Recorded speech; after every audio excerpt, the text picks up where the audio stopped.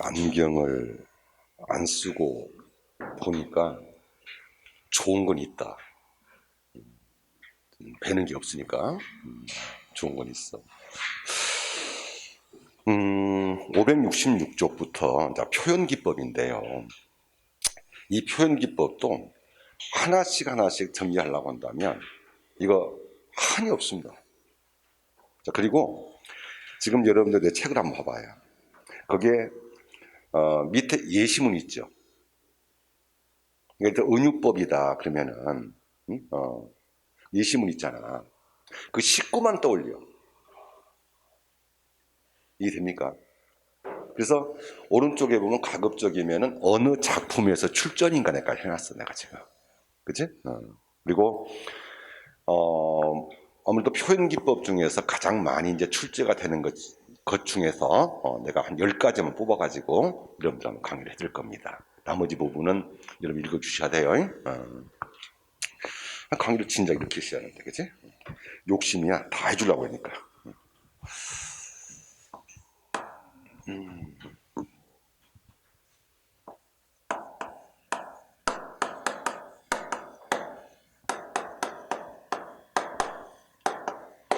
자, 아무래도 표현기법 중에서 가장 간단하면서도 여러분들이 헷갈릴 수 있는 것이 있어요.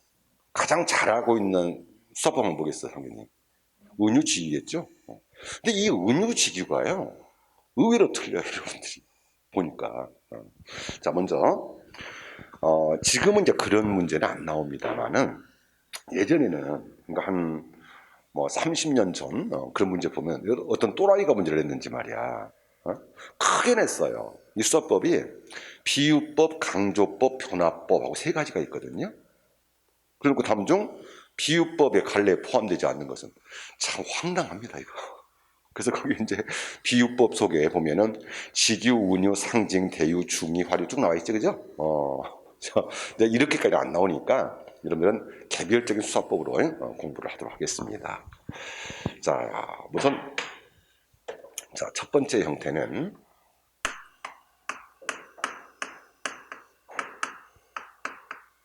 아무래도 이제 은유법과 직유법의 형태가 될 텐데, 이게 여러분들 비문학에 가면은 우리 올해도 작년도 나왔던 문제 중에 글의 서술 방식 또는 글의 진술 방식하고 날 때가 있거든요. 그때 유추라는 원리 기억납니까?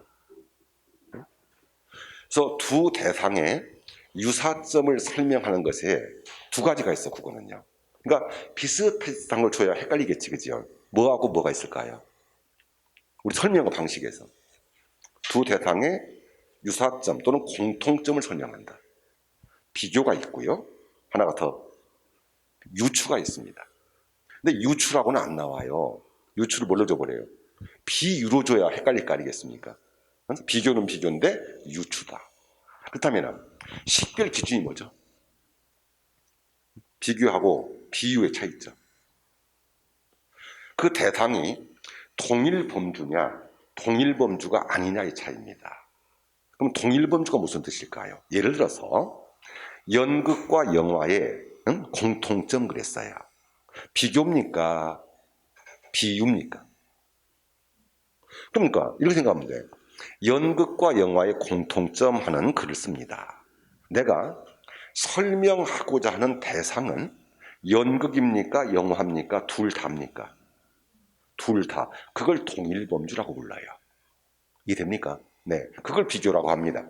그런데 만약에 제목이 이제는 인생과 영화라고 줬습니다. 동일범주는 아니죠? 그러면 잘 생각해야 돼. 지금부터 그걸 더 응용할 테니까. 인생과 영화 해놓고 유사점을 물었습니다. 그러면 여러분이 그 글을 썼을 때 내가 설명하고자 하는 대상은 인생입니까? 영화입니까? 둘 다입니까? 그걸 못 잡으면은 이게 말이 안 나오는 거예요. 아니, 우리가 상식적으로 말해보자. 뭘 유추로 한다 그러잖아. 그러면 하나를 가지고 다른 것을 끌어들이기 위한 것이 유추 아닌가? 그래, 안 그래요? 그럼 비교가 됐을 때는 두 대상이 쉬운 거야, 그냥. 구체적인 거라고. 그러니까 비교만 하면 되는 거야. 근데 유추는 뭐겠니? 자, 하나를 설명하고자 했습니다. 하나야, 목적이 하나야. 근데 그 하나는 어려운 것이겠어? 쉬운 것이겠어? 어려운 것이겠지. 그러니까 유추하는 거지. 모두 쉬우면 유추를 하냐. 이해되니? 그래서 내가 설명하고자 하는, 전달하고자 하는, 자, 표현하고자 하는, 됐습니까? 네. 주 목적. 그걸 뭐라고 그래요? 그걸 원관념이라고 그래요. 원관념이 하나입니다, 하나. 근데 이 원관념이 너무 어렵고, 복잡하고, 추상적인 거예요. 그러니까 아무리 설명을 해봐도 못 알아들어요. 그래서 그를 구체화하기 위해서 어떻게 됐어요? 그와 유사 관계를 가지고 있는, 그치? 여러분들이 좀 더 익숙한 거, 쉬운 거, 단순한 거, 이걸 대신 얘기하는 거 아니겠습니까? 그래, 안 그래요? 그럼 여러분, 인생과 영화 중에서 뭐가 더 쉽게 느껴져요? 영화겠죠? 인생을 백날 살면서 몰라요. 그래서 인생은 뭐다? 근데 이해가 안 된단 말이야. 그래서 영화를 대신 설명하는 거야. 그리고 그 영화를 가지고, 영화 이해됐지? 인생이 그런 거야. 됐지, 이제? 이렇게 하는 거라고요. 그걸 뭐라고 그래요? 유추라고 그래요. 그 유추의 원리에서 만들어진 표현 기구가 뭐예요? 그게 비유예요. 이제 감 잡으셨어요? 그래야만이, 자, 지금 설명해 볼게요. 그 비유의 대표가 뭐라고 그랬어요, 내가? 은유와 직유가 바로 비유의 대표예요. 자, 그렇다면, 여러분이 은유법 했을 때, 자, 내가 A, B 그러잖아. 그러니까 은유 했을 때 생각나는 말이 뭐야, 여러분들? 은유 공식. 하나만 해봐. A는 B다. 그럼 A와 B 중에서 원관념은 A야, B야? 이거 봐라요. 이러면서도 무슨 은유를 한다고 그래. 이제 감 잡았지? 근데 가장 쉽게 생각하는 것은 여러분이 가장 많이 틀린단 말이야. 상식적으로 A, B, C 순서인데 원관념이 A겠냐 B겠냐? A겠지 당연히 있지. 됐지? 자, 그러면 은유의 첫 번째 공식. 자, 여러분이 알고 있는 거, 원관념과 보조관념을 동일시한다. 이것이 바로 은유 공식이겠죠. 자, 그러면 은유할 때 가장 먼저 나오는 것이 뭐지, 여러분들? 내 마음은 호수요, 그거 아니야? 그지?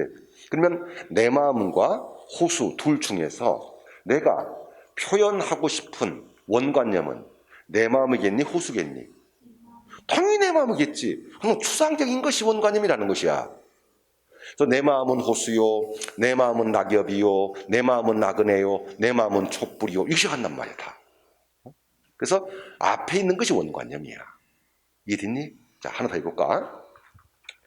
유치원에 깃발이라는 시가 있습니다. 깃발 첫 행 기억나세요?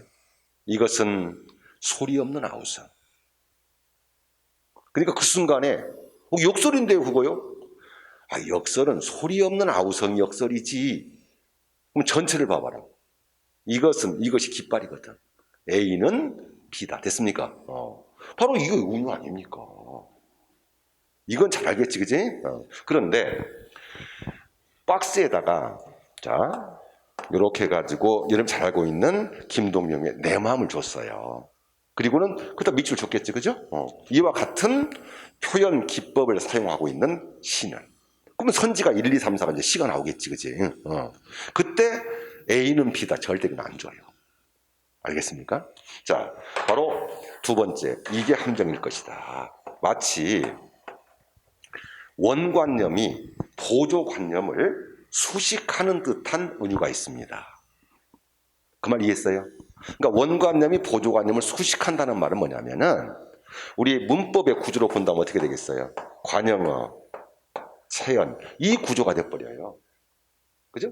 왜냐면은 여러분 할 때 A의 할 때 이 의가 뭐였어요? 관형격 조사라고 배웠잖아요, 여러분들. 그치? 그래서 마치 원관념이 보조관념을 수식하는 듯한 은유. 꼭 기억해야 됩니다. 네. 자, 그래서 함정은 어디에 있다고 그랬어요? A의 B. 자, 이게 은유라는 사실입니다. 자, 두 번째 거 봐봐요. 은유.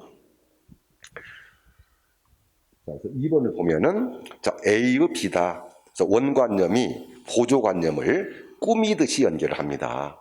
자, 낙엽의 산더미 그랬어요. 응? 낙엽의 산더미. 그럼 낙엽이 있고 산더미가 있죠. 그럼 원관념은 낙엽이야 산더미야? 낙엽이라니까. 앞에 것이 원관념이라고 항상 A의 B니까. 그래서 우리 낙엽의 산더미 그랬을 때 내가 설명하고 싶은 것이 뭐겠냐? 아, 낙엽 얘기하려고 했던 거 아니야. 그래서 산더미처럼 싹여 있는 낙엽입니다. 내가 낙엽 설명하는 거예요. 자, 하나 더 보자. D급 봐보세요. 김남조 씨의 그 설이라는 시인데요. 여러분 책에도 있습니다. 삶은 언제나 은총의 돌층계의 어디쯤이다.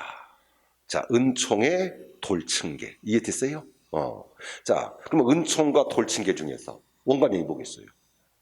은총이겠죠. 돌층계라는 것은 우리 돌층계에 올라가면 얼마나 다리도 아프고, 그치? 예, 험난하고 하겠냐. 그러나 이 험난한 인생의 험난한 돌층계의 모습도 다 신이 준 은총이라 생각하라고 이런 뜻이거든요. 이게 지금. 자, A, B 기억해야 돼요.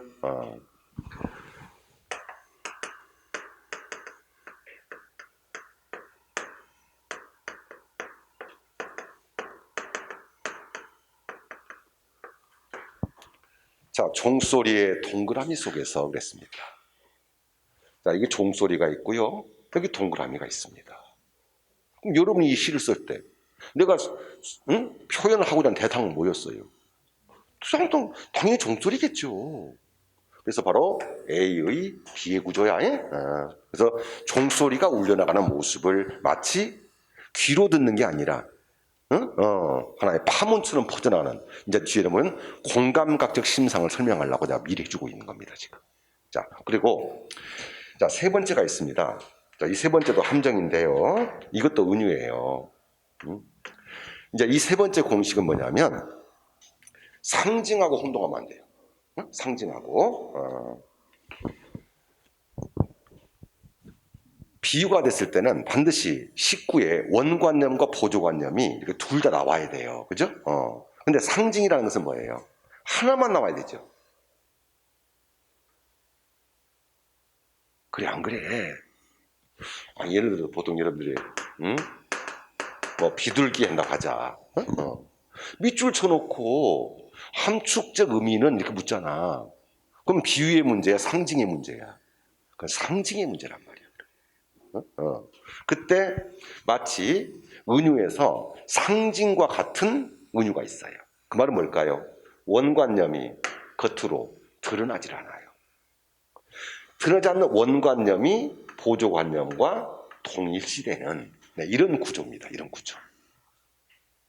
이해했을까요?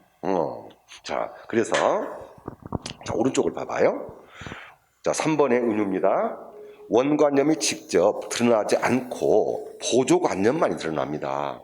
그럼 원래가 보조관념만이 드러나는 것은 뭐라고 그랬어요? 상징이거든요. 그죠? 근데 상징과 그러면 이 비유의 차이점이 뭘까, 이제? 차이점. 아까 내가 유추라고 그랬잖니. 유추는 두 대상에 뭐가 있어야 돼? 유사성이 있어야 할 거 아니야. 상징은 유사성이 없는 거야. 여러분들이, 자, 보자. 그러면 뒤에 나올 텐데, 그럼 비둘기 하면 뭐가 떠올려냐? 평화. 그렇다고 치지 않아요, 여튼이? 그럼 비둘기하고 평화하고 뭔 유사성이 있어? 이제 감 잡았지? 자, 그건 봐봐요. 그래서 우리 시조에서, 최초의 시조에 있었던 우탁의 탈로가 배우셨지? 여러분들 탈로가? 귀 밑에 해묵은 서리를 녹여볼까 합니다. 그러면 그 귀 밑에 해묵은 서리는 뭘 말했던 것이지? 우리 백발이었잖아. 하얀 같은 유사성이 있잖아. 이건 그래서 상징이 아니고 뭐라고 한다고? 은유다. 은유. 자, 그래서 은유에서 자, 다시 한다. 주의할 점. 항상 원관념과 보조관념 이런 공식이 나올 텐데, 네, 그 두 대상이 유사점을 가지고 있어야 돼요. 자, 그때 가장 쉬운 것은 원관념과 보조관념을 동일시하는. 자, 그래서 거기 나와 있는 시구들 쭉 외우나? 자, 그러나 함정은 은유 나온 다음에는 뭘 준다고 그랬어요? 오히려 2번, 3번 줄 거란 말이야. 그래서 2번에서는 마치 원관념이 보조관념을 꾸민 듯한 이렇게 줄 것이고요. 그 다음에 세 번째는 은유인데 이제는 뭐하고 혼동하라고? 상징과 혼동을 하고 이제, 그지? 그래서 원관념이 드러나지 않는 이런 은유도 존재를 하게 됩니다. 오케이?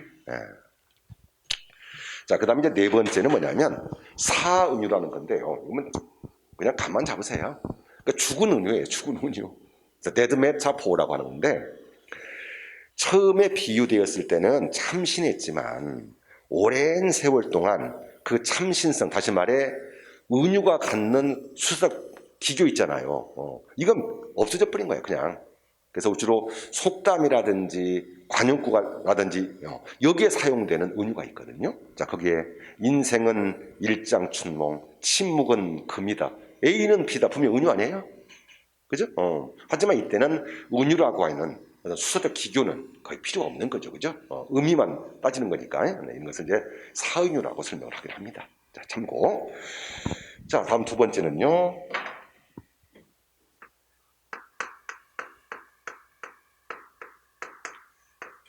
자, 직유법입니다.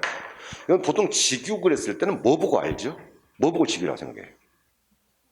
뭐뭐처럼, 같이, 듯이, 시피, 인양, 채. 그런데 문제는 이 연결어가 원관념에 붙는 거야, 보조관념에 붙는 거야?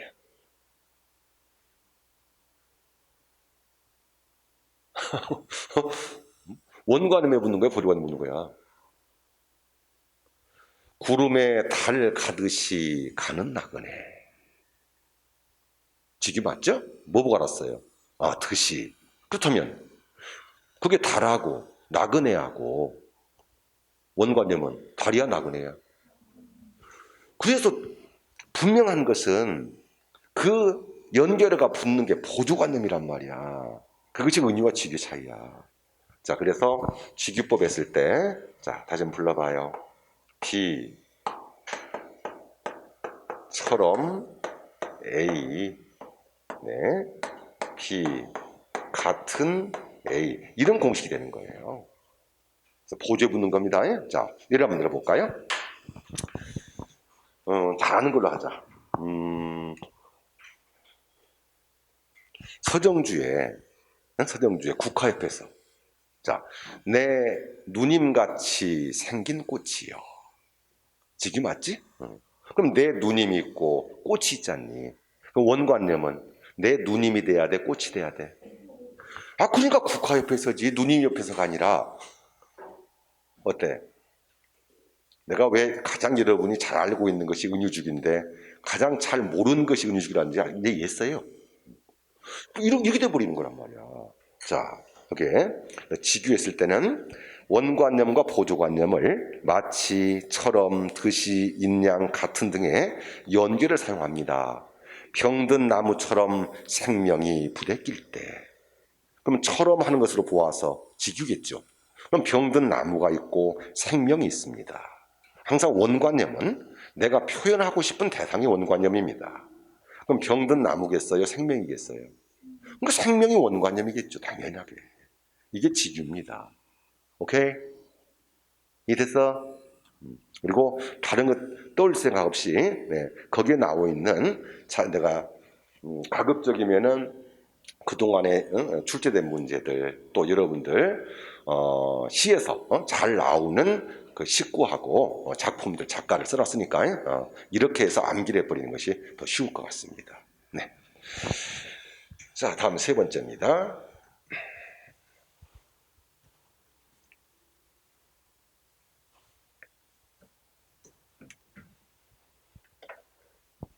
자, 이것도 여러분들 심심치 않게 나오는 문제인데요. 자, 대유법입니다, 이제. 그러니까 비유는 비유인데 대신 비유하는 거예요. 그러니까 명사는 명사인데 대신하는 명사가 뭐냐? 그 대명사잖아. 똑같은 얘기예요. 자, 그래서 대유법 보겠습니다. 뒤에 있네요, 대유법이. 5번에.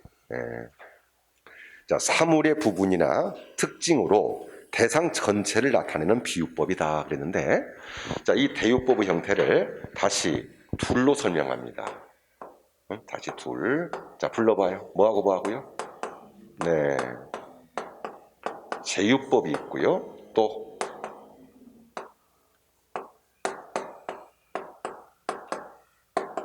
자, 환유법이 있습니다. 그러니까 대유니까 뭔가를 대표하는 거야 지금. 대표하는 거. 대신 비유니까. 다만 차이점이 뭔가 볼까요? 제유라고 하는 것은 부분을 가지고 전체를 대표하는 거예요. 부분을 가지고 전체를. 자, 환유라는 것은 특성, 속성을 가지고 네, 전체를 대표하는 거예요. 자, 이 차이가 있습니다. 자, 하나씩만 예를 들게요. 거기에 우리 배웠던 걸로 해볼게요. 자, 송강정철의 관동 별곡 있어요? 네, 거기에 공부했잖아 우리. 강호의 병이 깊어 중림에 누웠더니 하고 강호의 밑줄 쳐놓고 대유 알겠습니까? 그럼 대유 중에서도 제유겠습니까? 환유겠습니까? 그러잖아요. 그럼 이때 이 강호는 뭘 지금 대유하는 거죠? 자연을. 자, 그럼 왜 부분인가 봐 이제. 강과 호수잖아. 강호는 그걸 지기 가면은. 그러면 강과 호수는 자연의 일부분이잖아. 일부분이라면 알겠지, 그지? 그것을 제유라고 그래요. 그런데 아래쪽에 이제 환유 보겠습니다. 태극기가 일장기를 눌렀다 그랬어요. 어때요? 그럼 태극기가 우리나라의 부분이고 일장기가 일본의 부분인가요? 그건 아니잖아요. 그러니까 태극기는 우리나라의 속성이고 일장기는 일본의 속성이겠지, 그지? 그래서 그 속성, 특성을 통해서 전체를 대표한다. 그걸 뭐라고 한다? 그걸 환유라고 부릅니다. 오케이? 네. 그 두 번째 예문 중에 달빛을 타고 아련히 파고드는 브람스 그랬어요. 그러니까 이 브람스는 원래 음악가니였습니까? 근데 음악가를 말하는 것이잖아. 여기서는 뭐야 지금? 브람스의 음악의 특징을 얘기하고 있는 것이지요. 부분이 아니고, 그렇기 때문에 제유가 아니라 환유가 되는 것입니다. 오케이? 자, 다음. 자, 앞으로 잠깐 넘어오세요. 이걸 왜 빼먹었지? 근데, 자, 567쪽. 네 번째, 지금 이 운주하고 비교하려고 했던 건데, 그 상징이겠지, 이제 상징.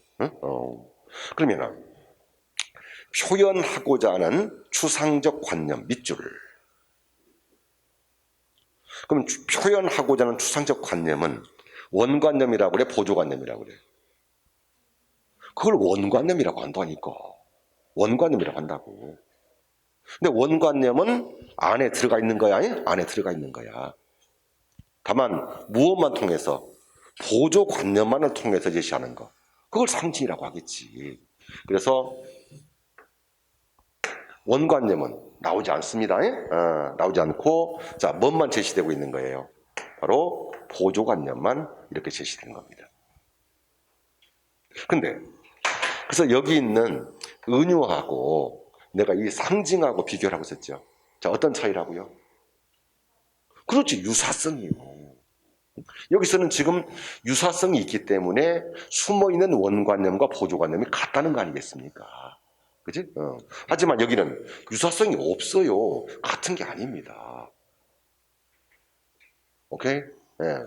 자, 그게 상징의 모습이고요. 다만 이제 이 보조관념만, 자, 원관념은 숨어 있고 항상 비의 형태가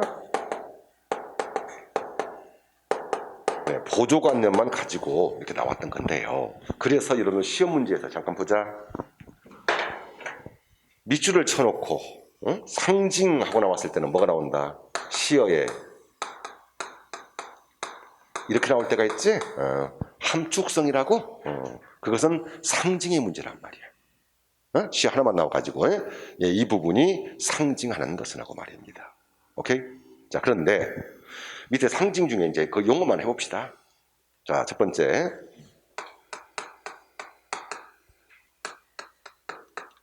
그래서 이 전통적 상징이라는 것은 이건 볼 필요 없어요. 그래서 관습적 상징, 제도적 상징, 고정 상징, 뭐 사회적 상징 그러는데 한 사회에서 오랫동안 쓰인 결과 그 상징하는 바가 이미 굳어져 버렸어요. 다시 말해 숨겨져 있는 원관념을 여러분이 아예 알고 있어요. 그렇죠? 그건 의미가 없어요. 그럼 상징이. 아까 했잖아요. 비둘기 그럼 뭐라고 한다고요? 평화. 아니 굳어져 버렸다니까 이게 지금. 이것을 전통적 상징. 그럼 여러분 시험 문제에서는 이 전통적 상징을 내겠습니까? 안 내잖아요. 또 우리 이미 시에서 배웠지만은 시조에서 자 우리 국화다, 대나무다, 소나무다, 매화다 전부 뭐로 나오니? 군자의 절개, 지조. 그래 그것을 갖다가 고정 상징, 전통적 상징이라고 했던 거야. 하지만 우리 현대 문학에서는 이런 거 거의 안 나와요. 자, 그다음 두 번째 상징입니다. 이제는 이게 나와야 되죠. 바로 창조적 상징입니다. 새로운 의미를 부여하며 작가의 개인이 작품 속에서 만들어낸 상징입니다. 그래서 이제 이런 창조적 상징의 모습이 여러분들 이렇게 나오는 문제잖아 이제. 동일시어. 누가 설명했잖아요. 그래서 이제 이 눈이라고 하는 시어가 있다고 하죠. 됐어요? 그러면 여러분이 말한 전통적 상징에서 눈 하면 뭐가 떠오르지 보통? 순수, 순결 이런 거 아니겠어요? 근데 이육사의 광야를 떠올리고 있습니다. 지금 눈 내리고 매화 향기 홀로 하득하니 그 눈도 순수 순결인가요? 아니잖아. 그러니까 이 작품 안에서만 골라내야 되는 거야. 그러면 자 다시 한번 해볼게. 이걸 하나 예를 들어보겠습니다. 네. 자 비둘기가 있습니다. 그러면 전통적 상징했을 때는 뭐였어요? 평화했다며. 그럼 비둘기가 나온 시는 다 평화인가요? 그건 아니잖아요. 그러면은 그 창조적 상징 중에 그 비둘기 나온 건 볼래요? 그 밑에 보면 김광섭의 성북동 비둘기가 있습니다. 있지요? 있지요? 그리고 잠깐 좀 이 현대시의 감상, 이제 수능도 그렇고 또 선생님들이 이 현대시 감상 요령 방법에 대해서 뭐 이렇게 해라 저렇게 해라 뭐 말이 많아요. 근데 그게 또 비문학 독해요령도 마찬가지예요. 그게 선생님들이 제시하는 방법대로 했는데 문제는 뭐야? 오히려 더 어려워. 문제가 안 풀려. 그건 내 거 아니야. 그치? 가장 좋은 건 여러분이 입는 옷, 내 몸에 맞는 옷이 가장 좋은 거야. 그래서 그건 참조만 하셔야 돼요. 그래서 내가 어떤 이제 어느 친구가 나한테 그런 얘기를 해요. 이 국어도 이제 우리 학교에서 국어의 분야도 엄청 많잖아요. 이제 크게 본다면은 이제 어학과 문학으로 나누게 됩니다. 그렇죠? 그럼 어학도 여러분들 앞에서 이제 우리 공부해왔지만은 그것이 또 의문론 전공도 있고 형태론 전공도 있고, 그지? 또 문장론, 통사론 전공도 있고 이렇거든요. 그럼 문학도 마찬가지로 고전 문학도 있고 현대 문학도 있을 거 아니겠습니까? 또 운문도 있고 산문도 있을 거 아니겠습니까? 그지? 앞에 서 있는 나는 전공이 어학 같아요, 문학 같아요. 이러면 내가 지금까지 강의 쭉 받아봤잖아. 그랬더니 어느 친구가 교수님은 어학인데요 그래요. 문법적이라는 거지. 아니에요. 난 문학입니다. 그것도 현대문학입니다. 그 중에서도 현대 시전공입니다. 전공자의 형태로 한번 풀어볼까요? 내가 시를. 그러면 너무 어려워요, 여러분들이. 그래서 가장 완벽하게 시를 푸는 방법이 있습니다. 시를 여러분들 가끔 어찌 보다 보면요, 이게 정확하게 무슨 내용인지는 잘 모르겠는데 그 시를 읽으면서 갑자기 눈물이 나온다든지 가슴이 찡해진다든지, 그지? 예, 그게 가장 완벽하게 푼 겁니다. 느껴야 되는 거예요. 소설이라고 하는 것은 몰라도 어떻게 돼요? 줄거리라도 여러분이 산문이니까 읽어낼 수 있잖아요. 줄거리도 알 수 있잖아요. 근데 시라고 하는 것은 운율에 실어가지고, 그지? 비유를 하고 상징을 하고. 그래서 그 시를 소설처럼 이야기 형태로 풀 수가 없다면 그 시는 못 푸는 거예요. 그 성북동기들기를 내가 잠깐 이야기식으로 한번 풀어볼까요? 그때는요, 반드시 첫 번째, 배경을 먼저 떠올려야 돼요. 그래야 쉽습니다. 그 작품이 어떤 시대의 작품이었을까? 두 번째, 무엇을 읽고자 했었을까? 그래서 오늘 자료 준 거 보면은 그 시 바로 위에다가 내가 음영 깔아가지고 몇 줄씩 해놨었지, 그지? 그것만 읽어도 이 시가 무슨 시구나. 이 정도는 알아요. 그리고 난 다음에 시를 보라는 거야. 이 작품은 1969년에 발표된 작품이었거든요. 뭘까요? 성북동비도기가요. 그럼 1969년 아니면 60년대, 70년대 소설이든 시든 그 문학이 주로 무엇을 표현하고 그랬었을까? 그러니까 그 당시의 사회 현상을 먼저 아셔야 돼요. 주로 60년대, 70년대 하면은 주로 어떤 작품들이 많이 나오죠? 딱 한마디만. 산업화 문제예요. 산업화의 병폐를 하고요. 그러면 산업화는 도시화합니다. 맞죠? 그러면 첫 번째, 농촌부터 생각을 해봅시다. 모든 것이 도시 편향적인 산업화니까 도시 정책에 밀려버립니다. 그럼 도시 정책에 밀려버리니까 어떻게 돼요? 농촌은 말 그대로 농사 지어봐야 비료값도 안 나와요. 이 순간에 여러분들 작품에 있었던 신경님의 농무라는 시를 벌써 머릿속에 떠올리고 있어야 됩니다.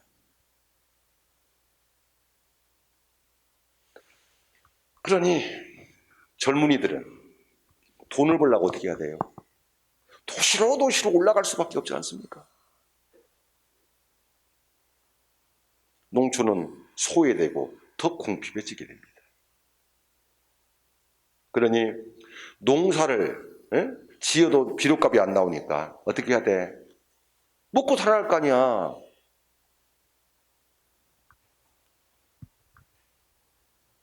그래서 농기가 있어서 뭐가 있었어 그 당시에. 농사 지으려면은 땅을 갈아야 할 거 아니냐. 땅을 갈려면은 소가 필요하겠지. 농사를 안 져버리면 소가 없는 필요가 있어. 그래서 소까지 팔아먹어야 돼. 살라니까. 그래서 그네들이 학교 앞에서 농무라는 것이 보통 이제 가을 추수가 끝나고 나면은 마을 잔치장이 이제 있었다고. 흥겹게 놀아야 되는데 징이 울린다. 막이 내렸다. 처음에 아예 시작이 아니라 파장부터 시작합니다. 그게 농촌의 현실이었으니까요. 그리고 그네들이 마을을 돌다가 청년들이 없어요. 다 떠났으니까요. 남아있는 것은 쫑우레기들, 그치? 처녀애들, 이거 없어요. 농사 따위야 마누라한테 몇 개 뿌리고 말이에요. 그리고는 도수장, 도달장이거든요. 도달장 앞에 돌 때 우리는 점점 신명이 난다. 신명이 나겠냐? 죽지 못해 살고 있는데 지금. 그래서 신명이 난다라고 하는 것은 바로 반어였습니다. 그 농민들의 울분을 그렇게 표현했던 것이죠. 농촌은 그렇다고 칩시다. 도시는요. 오히려 거대한 도시의 하나의 소모품이 되고 말았던 거죠. 와가지고 누가 딱 여기서 일해. 월급 많이 줘? 아니야.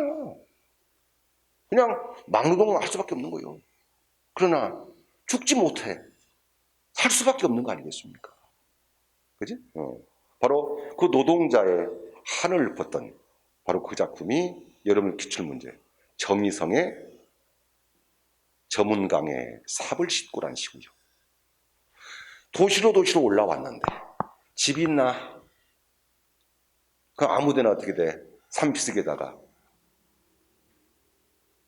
판잣집 지어야 할 거 아니야.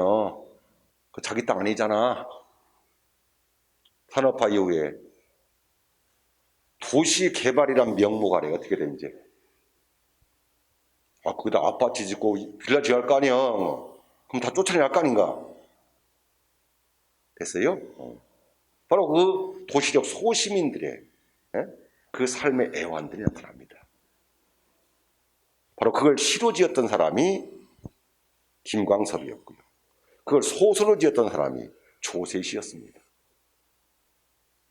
이제 자기의 삶의 터전을 잃고 쫓겨갈 수밖에 없었던 도시적 소시민들의 삶에 의한 말입니다.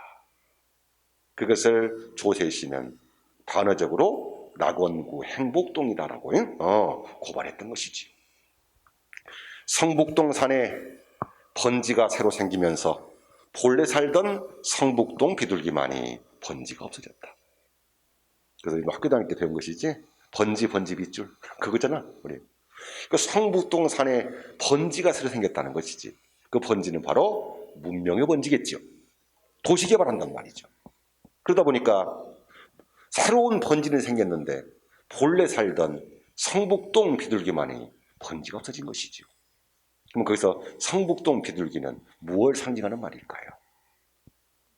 성북동 주민들이겠죠. 뭐요? 아이 참. 삶의 터전을 잃고 쫓겨갈 수밖에 없었던 그 성북동 주민들 말이요. 그래서 넓게 봤을 때 여러분들이 이제 성북동 비둘기의 상징성 그랬을 때 넓게 봐버리면은 문명에 의해 파괴된 자연 이렇게도 볼 수가 있습니다. 그러나 더 직접적으로 그 당시 상황을 본다면은 어때요? 도시개발 문명에 의해서 소외돼가는 인간 됐습니까? 자 뭐라고 있는 거 봐요. 그래서 현실에서 소외된 삶의 계층이다. 이해됩니까? 네. 이렇게 되는 것은 그 시를 알아야만이 풀 수 있는 것이 아니냐는 것이지. 그래서 주의할 것은 항상 거기에 나와 있는 대표적인 뭐예요? 문학적 상징이 있죠. 그래서 그 상징에서 잘 나온 시들을 거기다가 제시를 했던 거예요. 오케이? 네. 자 넘어가겠습니다. 빨리빨리 이제 중요한 것만. 자 569쪽 갈게요. 자, 그 다음에 요건 꼭 봐야 되겠죠. 다섯 번째. 우리 공부했던 부분이니까.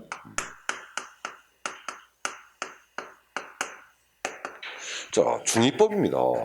중의법. 그러면 하나의 시어가 두 가지 이상의 의미를 지닌다. 그것이 바로 중의법 아니겠어요? 그죠? 그래서 이 중의법을 했을 때 이렇게 하세요. 자, 먼저 첫 번째 의미는 뭔 의미를 떠올려야 돼요? 사전적 의미를 떠올려야 되겠죠. 다시 말해 중심적 의미가 됩니다. 자 여기에 또 하나의 의미가 있습니다. 그렇죠. 바로 문맥적 의미가 되는데요. 이 문맥적 의미는 대부분이 이걸 여러분들이 무엇을 비유하고 있느냐에서 비유적 의미 이렇게도 설명을 한 거거든요. 자, 두 가지 설명해 볼게요. 여러분이 알고 있는 거. 우리 황진 시조부터 나왔겠지, 그지? 명월이 만공산하니 쉬어간들 어떠리. 그럼 명월, 그대로 직역합니다. 첫 번째 사전적 의미. 밝은 달, 명월. 그러나 여기서 명월은 누구야? 황진이야. 황진이 호가 명월이라고요. 자, 하나 더 보겠습니다. 그래요. 그거 합시다. 수양산 바라보면 기억나죠? 성사문 작품. 그럼 여기서 수양산이라고 하는 것은 자 사전적 의미가 뭐겠어요? 중국의 수양산이겠지. 그러나 여기서 문맥적 의미는 수양대군이었고요. 또 채미도 하나인 것과 내가 중의법 했었죠? 그럼 채미의 사전적 의미가 뭐였었어? 고사리를 캔다 그랬잖아요. 하지만 문맥적 의미는 세조가 내리는 녹봉 이렇게 말입니다. 됐지? 네. 자, 다음에 요것도 하나 더. 6번째. 이거 기억나죠? 그러니까 희언 그랬어요. 말장난, 그대로 지간다면 말장난. 근데 왜 내가 희언법이라고 써놨냐면은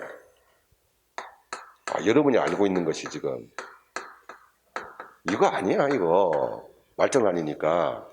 근데 언어 유희라고 나왔을 때는 쉬운데 갑자기 희언법, 이거 뭐지 희언법이 또? 영어로 하면 펀하우스를 그래? 그게 경찰지검 나왔던 문제야. 어디서 나왔었지? 호질에서. 그래서 그 도학자에 있었던 국각 선생이 동리자 애들이 쳐들어오니까 어떻게 되냐? 뒷문으로 원래 도망가다가 똥통에 빠져버린단 말이야. 그지? 그래서 엉금엉금 딱 기어 나오는데 호랑이가 딱 앞에 있네? 그러니까 호랑이 앞에서 비굴하게 어떻게 돼? 아부를 하잖아, 아부를. 그때 호랑이가 뭐라고 그러지? 옛말에 유는 유라 이렇게 나온단 말이에요. 유생의 유자와 아부 유자를 썼거든요. 그리고는 거기에 관계된 것이 됐습니까?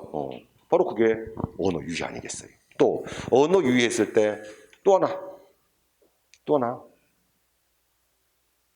봉산탈출. 그러니까 그게 나온 거 떠올리라니까. 다른 거 생각하지 말고.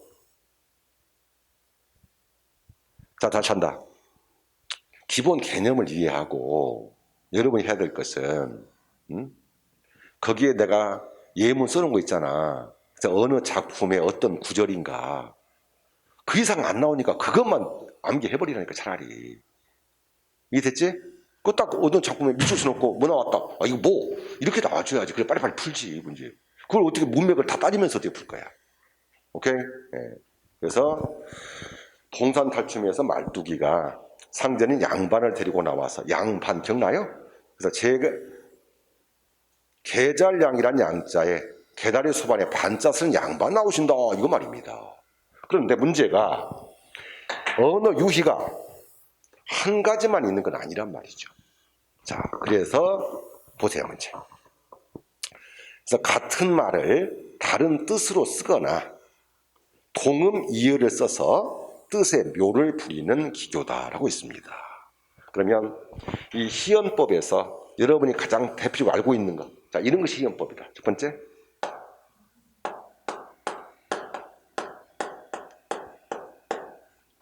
이거죠. 네, 동음 이의어의 사용입니다.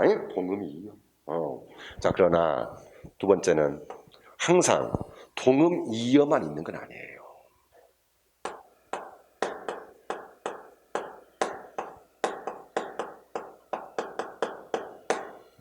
자, 음의 유사성을 근거로도 언어 유희를 하기도 합니다.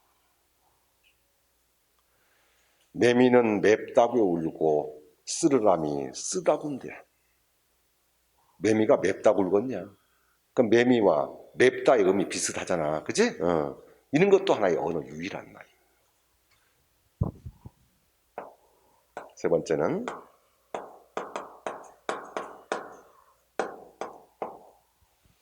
어순을 뒤바꿔 버립니다. 어순 도치도 역시 언어 유희입니다. 거기다 안 써놨나요, 내가? 언어 유희. 그러니까 거기에 서방인지 남방인지 거리나 나왔다. 글서자의 서자와 선역 서자의 서가 의미 같지? 그러니까 서방 남방 잃어버린 거 아니겠어요? 자, 이것도 언어 유희고요. 그리고 이 어순도치를 통한 언어 유희 잘 나온 게 뭐였냐면요. 여러분들 그거 기억나요?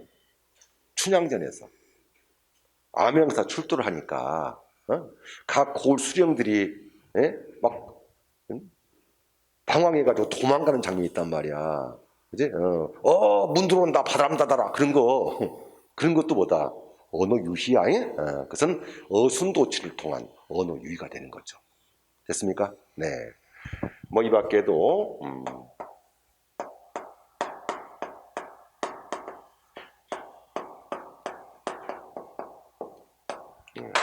운율의 유사를 통한 도 언어 유희예요.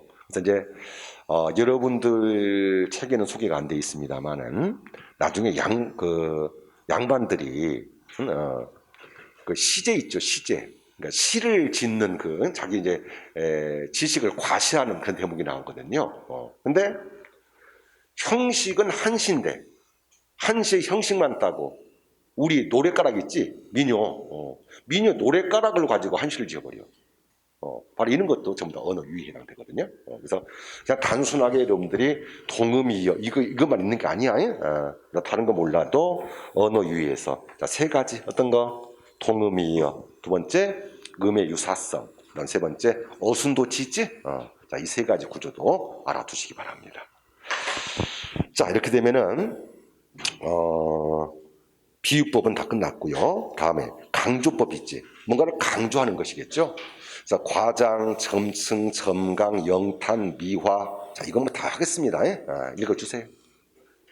그러니까 어떤 친구가 그래요. 그 과장 있죠, 과장.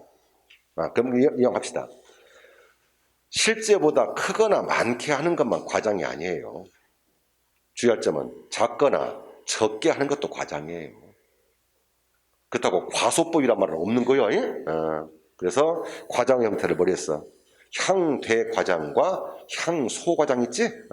이렇게 말을 바꾼 것 뿐입니다.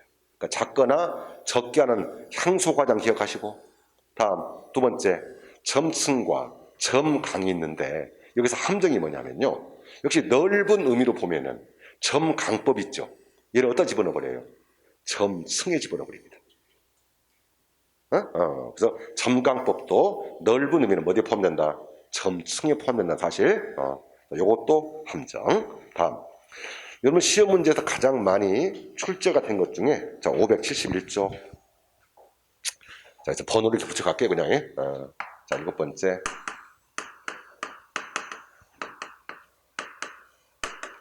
그래, 연쇄작용이다. 연쇄가 뭐야? 계속 이어지는 것이 연쇄 아니야? 이어지는 거. 앞말의 끝부분을 다음 말의 첫 부분에 넣고 자꾸 반복하면서 문장을 연결시켜 가는 방법. 자, 우리 지방직 9급 기출에 나왔던 거. 거기 기억의 작품 기억나요? 이왕의 도산 12호가 말입니다. 고인도 날 못 보고 나도 고인 못 빼. 고인 못 빼. 밑줄? 자, 그 다음에 아빠가 이제 고인을 못 빼도 이어진단 말이야. 앞으로 이렇게. 이해가 안 되면 가장 쉬운 거 여러분들. 거기잖아. 원숭이 놓고 먹은 빨개, 빨개는 사과, 사과는 바로 그거. 그게 바로 연습법이겠지. 자, 비교, 열거, 현재 넘어가 계속. 명령, 억양. 자, 11번에 억양 보세요.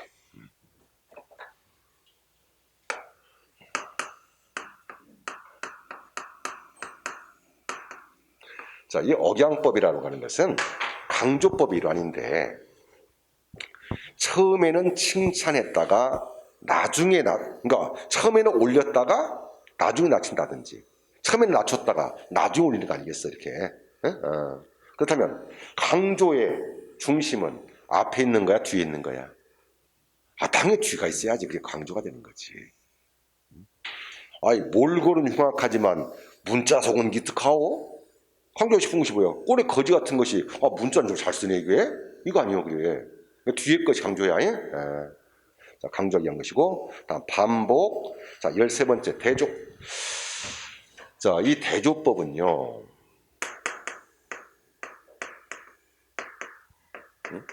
그래서 이러면 이 대조법하고 항상 같이 나오는 것이 있어요. 자, 그 뒤에 넘어가셔가지고 574페이지. 이렇게 묶어버리세요. 그래야 헷갈리지 않습니다.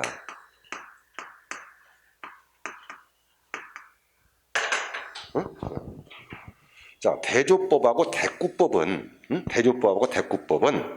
포함으로 보세요. 포함으로 보세요.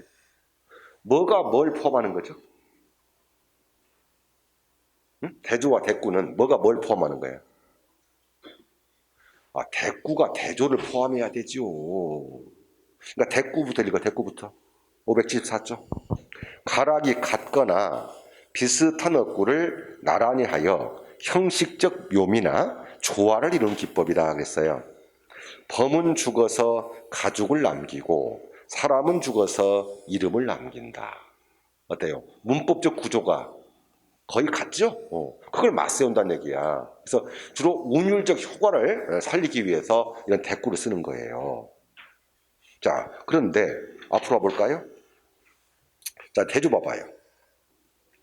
서로 대립되는 단어나 의미를 맞세워 그 차이에 의하여 강하게 표현하는 방법이다. 그러면 인생은 짧고 예술은 길다. 주어 서술어가 똑같이 맞서 있는 거 아닌가요? 그럼 이거 대꾸 아닌가요? 이제 내가 왜 설명했는지 알겠어요? 그래서 대조법이 있는 것은, 대조가 있는 것은 항상 뭐가 있어요? 대꾸는 같이 있는 거예요. 두 구를 맞세운 거니까. 그래서 대꾸 중에서 의미나 특성이 상반된 부분이 있을 때는 그걸 따로 뭐라고 한다? 대조라고 부른다는 거야. 그래서 대조와 대꾸 부분 잘 기억하고요. 다음에 자, 이제 가장 중요한 거 몇 가지 남았네요. 573쪽 오십시다.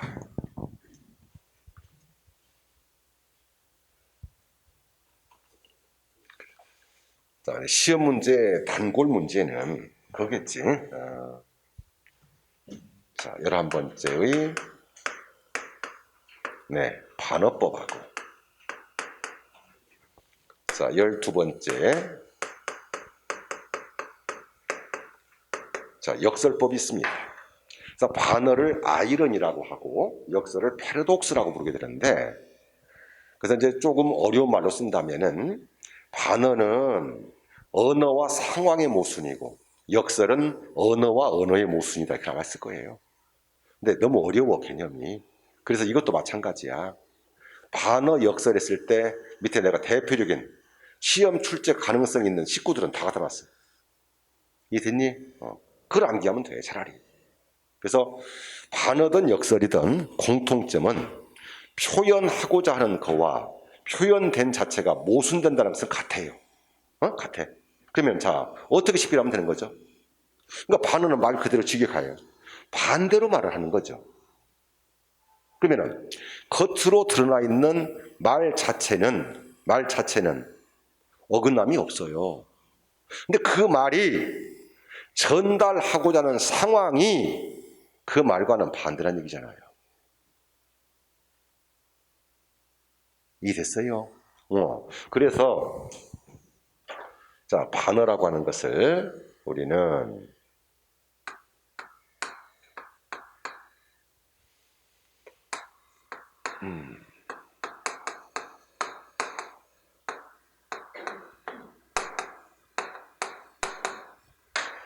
자, 언어와 상황의 모순이라고 하는 거야. 언어와 상황의 모순이다. 자, 반을 읽어봐요. 겉으로 표현한 의미와 속으로 숨어있는 의미를 서로 상반되게 하는 것이지요. 그러니까 겉에 드러난 표현 자체가 틀린 말은 아니야. 그 말이 전달하고는 상황이 반대가 되는 거죠. 나보기가 역겨워 가실 때에는, 자, 밑줄입니다. 죽어도 아니 눈물 흘리오리다. 그래서 죽어도 아니 눈물 흘리오리다를 어떤 선생님들은 이걸 역설법이라고 가르치는데 큰일 납니다.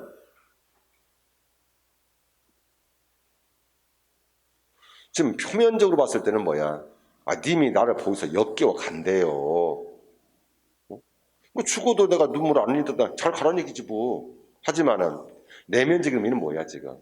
못 가게 지금 만류하고 있는 거 아니겠습니까?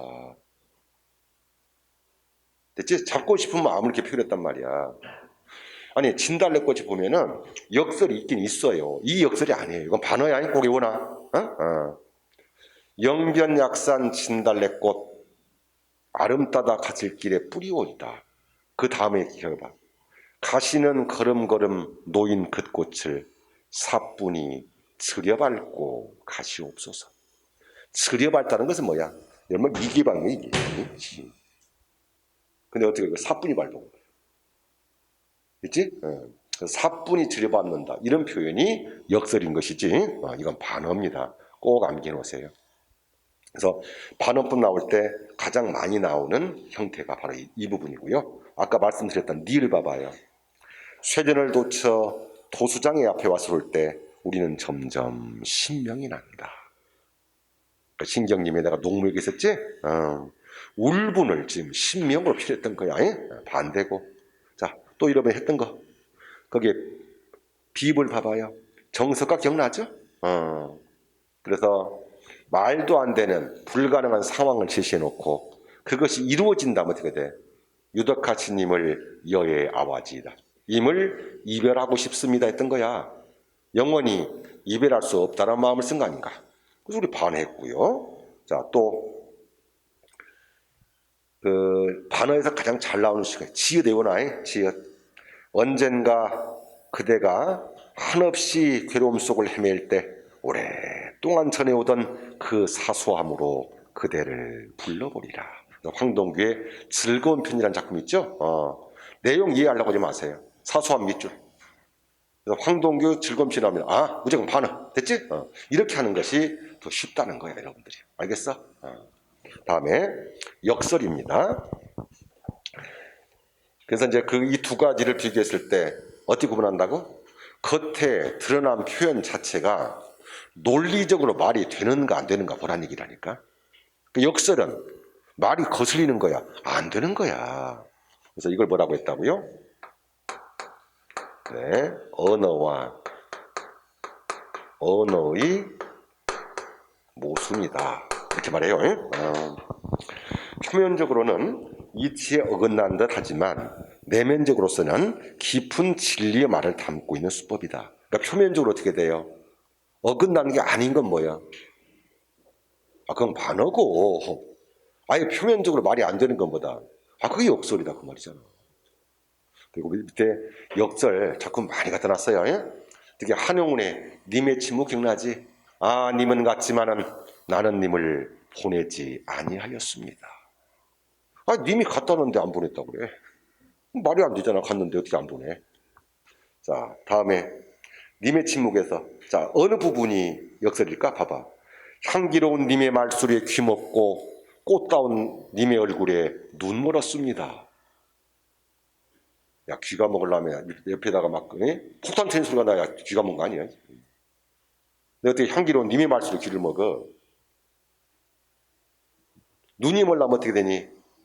샘 빛을 봐야 눈이 멀어버린 거 아니야. 근데 어떻게 꽃다운 님의 얼굴에 눈이 멀겠냐. 됐지? 자, 이것도 역설이 되겠고요.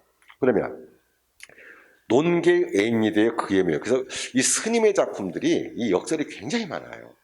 자, 어디가 역설인가 알겠죠? 천추에 죽지 않는 논계여. 근데 어떻게 하루도 못 살았어. 됐어요? 자, 거기에 나오는 작품들. 여러분이 알고 있는 이것은 소리 없는 아우성, 찬란한 슬픔. 뒤에 많이 나오네요. 겨울은 강철된 무지개, 정작으로 고와서 서럽다. 그치? 어리석고도 은밀한 기쁨. 길이 끝나는 곳에 길이 있다. 그치? 다 역설적 표현이죠. 자, 그런데 혹시 이거 잠깐 보세요.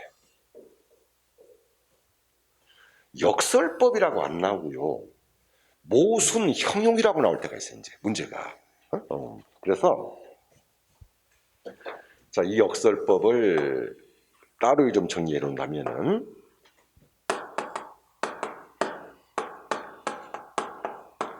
네, 표층적 역설이 있고 이렇게 심층적 역설이 있는데 그러니까 표층, 심층 이렇게 묻지는 않을 거예요. 다만 이 표층적 역설을 따로 말했을 때 쓰는 말이 뭐라고 그랬어요? 이걸 모순어법 또는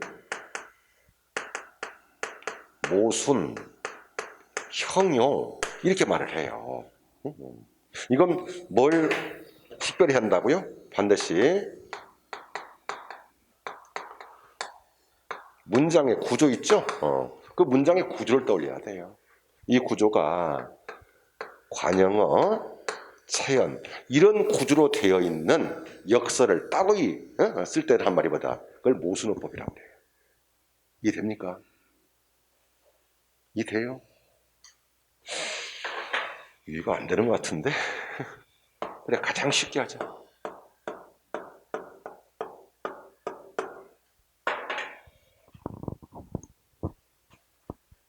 작은 거인이 왜 역설인지 알겠지? 어떻게 작은이 크다를 꾸밀 수 있냔 말이야.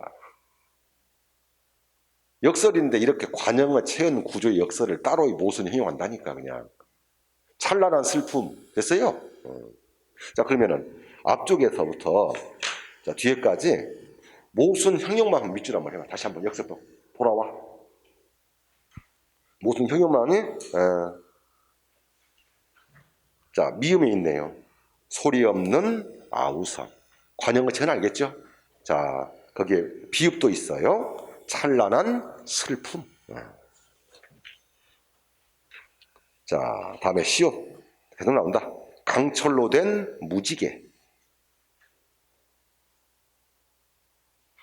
어리석고도 은밀한 기쁨. 외로운 황홀한 심사. 그래서 모순형용 잘 나오는 것이 거기 정중 유리창에서 외로운 황홀한 심사 있지? 이때 잘 나와 그 말이. 또 결별이 이룩하는 축복. 이해됩니까? 네, 바로 이런 식의 구조가 되겠고요. 다음에 대꾸, 비약, 문답, 서리, 인용. 나머지는 읽으면 되겠다. 읽으면 되겠고. 자, 뒤로 갑니다. 자, 이제 뒤에 가서 576쪽. 자, 이건 이제 다 했던 부분인데 다시 한번 자, 기타 표현 기법에서 자, 패러디를 한번 읽어 주시고요. 자, 거기에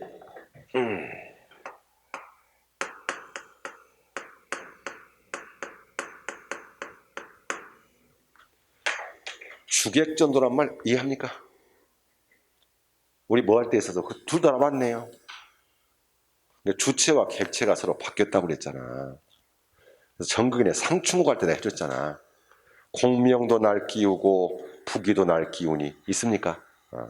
그러면 지금 주체가 주어가 여기서는 공명, 부기가 주어가 돼 있고 객체, 목적어가 내가 돼 있잖아요. 그럼 그대로 직역하면은 나는 가만히 있는데 부기와 공명이 나를 꺼린다는 얘기입니까? 아니잖아요. 내가 부기와 공명을 꺼리고 이 말 아니겠어요?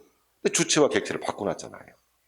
이것도 이런 식구가 주객전도구나. 자, 또 거기 정중의 유리창에서 어떤 거? 물 먹은 별 밑줄. 별은 죽은 자식의 보조관념이잖아. 별은 물은 주체 곧 눈에 고인 아버지의 눈물이에요. 그러니까 눈물이 고인 눈으로 죽은 자식의 영상 별을 바라보니 별이 흐릿하게 보였겠죠. 이걸 어떻게 표현해 버렸어요? 별이 물을 먹었다는 식으로, 그죠? 주체와 객체를 바꿔놨어요. 그게 주객전도죠. 그리고 여러분들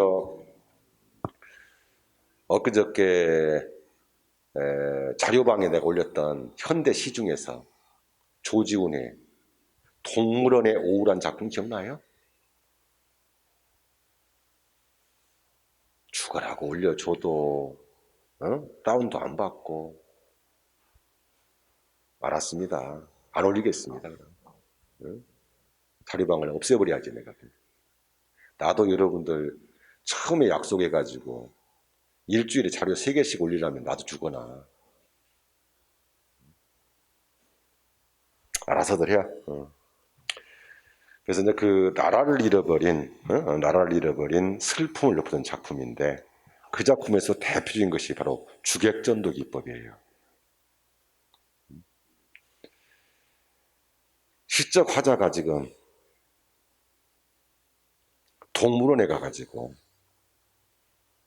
위로를 받으려고 갔어요. 근데 결론이 뭐예요? 시적 화자가 동물원, 철장 안에 있는 동물원을 보고 있는 것이 아니라 동물들이 작가를 보고 있는 거예요, 지금. 됐니? 동물들이 나라를 잃어버린 거지가 저기 있다고 하잖아. 그 작품은 주객전도 기법에서 풀어야만이 대표적인 시가 됩니다. 그래서 이렇게 기법이 나왔을 때 대표적인 시들이 있잖아. 식구들 이렇게 제목을 읽으세요. 자, 그 다음에 감정이입도 공부했던 부분이야. 감정이입도. 그래서 감정을 직접 제시하지 아니하고 다른 사물을 통했을 때 그 사물을 뭐라고 그랬어? 우리 객관적 상관물이라고 그랬지. 근데 그 객관적 상관물이 두 가지 의미가 있었다. 시적 자의 상황이나 감정과 일치가 됐을 때를 뭐라고 했고 감정 이입이라 했던 거예요. 그래서 됐습니까? 아닌 부분에서는 상반된 모습이 있다는 거예요. 그것도 기억하고요. 자신의 감정을 대상 속에 이입을 시킨다는 말입니다. 감정 이입.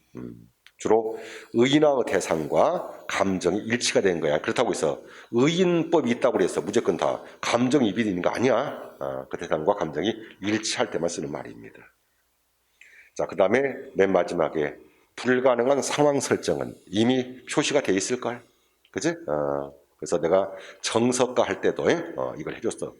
또 우리 사설시조에서 귓돌이 창을 내고자 했을 때 그지? 그때 모아놨으니까 그걸로 묶어버리면 이 불가능한 상황 설정은 쉽게 풀 수 있겠죠. 자, 이렇게 해서 표현 기법 부분을 전체를 다 마무리를 해드렸습니다. 그 다음에 578쪽이 현대 문학사가 나와 있는데요. 근데 이 현대 문학사 자체가 직접 문제화되지는 않아요, 거의. 근데 여러분들이 현대 문학을 보려고 한다면 어떻게 돼? 배경 지식이 필요하잖아요. 그럼 예를 들어서 김기림 바다와 나비가 나왔다. 그럼 김기림 바다와 나비 했을 때 회화적 수법이다, 선명한 이미지다, 감정의 절제다 해놓고 뭐라고 나와? 30년대 모더니즘 시의 특징이다. 모더니즘 시가 무슨 소리야 이것도? 됐지? 이러한 것을 여러분이 알기 위해서라도 몇 가지 그 이론이 필요해요. 그리고 거의 대부분 그동안에 나왔던 시들이 주로 20년대, 30년대 있잖아요. 네, 이 시가 주로 나왔었는데 최근 시들을 보게 되면은 이제 거꾸로 60년대, 70년대 있죠. 그 이후의 시들이 더 많이 등장을 하고 있을 겁니다. 그래서 그 문학사 형태는 흐름하고 그때 어느 작가가 나왔는지 이것만 해요. 그리고 내가 중간중간에 현대 문학, 현대 시를 하면서 또 소설을 하면서 그 작가들에 대한 것을 몇 가지 소개를 좀 드릴 것입니다. 그래서 현대 문학사 형태는 여러분들이 좀 공부를 해 주시기 부탁을 드릴게요. 자, 그리고 이제 바로 장르론 605쪽을 가면은 현대 시가 나올 것입니다. 자, 잠시 쉬었다가 현대시 기초 몇 가지만 좀 하고요. 자, 그 다음에 이제 뒤에 오늘 자료 드린 것 중에서 현대 교과서에 수록되어 있는 지문이 소개되지 않았던 50작품을 드렸으니까 이제 그 작품을 어떻게 볼 것인가 이런 강의를 해드리겠습니다. 자, 10분 쉬었다가 이거 좀 몇 가지 하고 점심을 먹읍시다.